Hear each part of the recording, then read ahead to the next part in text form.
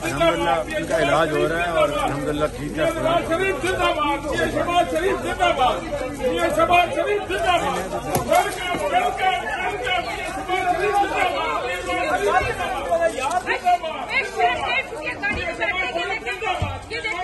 किस चीज का जिंदाबाद?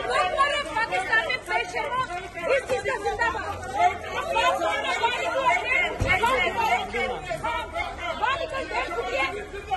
शहबाज शरीफ चोर, शहबाज शरीफ चोर, गाड़ी में बैठा हुआ चोर, बेशरम, फकीर, पाकिस्तान की बर्बादी की वजह शहबाज शरीफ, पाकिस्तान की बर्बादी की वजह तुम, पाकिस्तान की बर्बादी की वजह माँ बहने उठवा रहे हो तुम, बेशरम, ये 1.5 फुटिया माँ बहने उठवा रहे, ये पाकिस्तान की माँ बहने उठवा रही है, ये 1.5 फुटिया